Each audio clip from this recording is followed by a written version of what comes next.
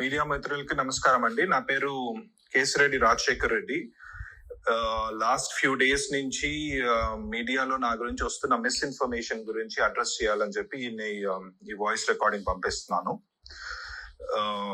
గత last week off March లో నేను లేని సమయంలో సిట్ అధికారులు మా ఆఫీస్ కి వచ్చి, మా ఇంటికి వచ్చి మా మదర్ కి నోటీస్ ఇచ్చారు.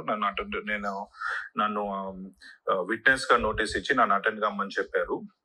With in 24 hours or so నేను ఇమీడియట్లీ వాళ్ళకి రెస్పాండ్ అయ్యి, సార్ మీరు నాకు నోటీస్ ఇచ్చారు, నేను more than willing to cooperate, నేను వస్తాను, బట్ నాకు ప్రైమరీలీ ఏదైనా బేసిక్ ఇన్ఫర్మేషన్ ఇవ్వండి, నన్ను ఎందుకు రమ్మంటున్నారు, ఏముంది, ఏమన్నా స్పెసిఫిక్ డాక్యుమెంటేషన్ ఏమన్నా తెమ్మంటారా, ఇంకేదన్నా నా గురించి ఏదైనా ఇన్ఫర్మేషన్ మీ దగ్గర ఉన్నది, ఎవరైనా చెప్పింది ఉందా, anything, give me some information so I can come prepared అని అడిగాను.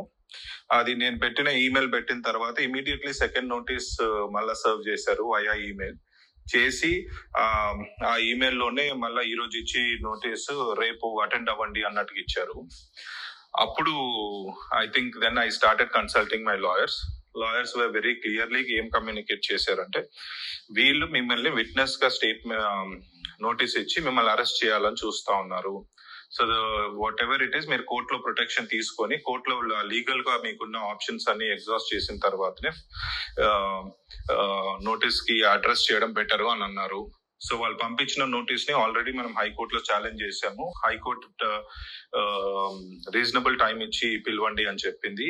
దాని మీద కూడా మళ్ళీ సుప్రీంకోర్టులో నడుస్తా ఉంది. అది కాకుండా యాంటిసిపేటరీ బెయిల్ పిటిషన్ కూడా పెట్టున్నాము, where we have clearly told that I will more than willing to cooperate with the investigation. So it's just that I'm waiting to get some legal clarity before I can come there and attend. So ఇది నా legal positioning అండి, where I stand right now. ఇంకా తర్వాత వస్తే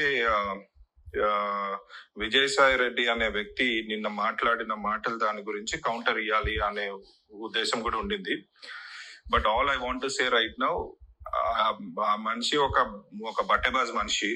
ఆయన గురించి ప్రస్తుతానికి I don't want to talk too much about it, because నా ఈ లీగల్ మ్యాటర్స్ అన్నిటికీ అయిన తర్వాత once I face the investigation, నేను మీడియా మొత్తం అందరినీ పిలుచుకొని ఈ బట్టెబాజ్ మనిషి గురించి మొత్తం ఆయన చరిత్ర అంతా తీసి అందరి ముందు పెడతాను. Absolutely have no qualms about it.